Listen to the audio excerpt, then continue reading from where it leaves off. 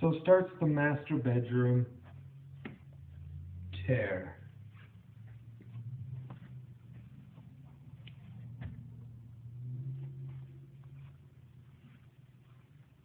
Almost the entire border.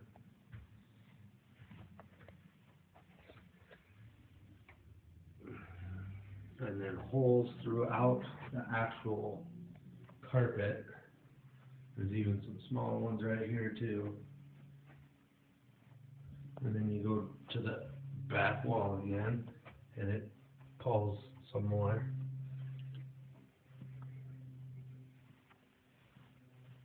And then into the master bath, where there's stuff chewed off and missing as well. And in the master closet as well.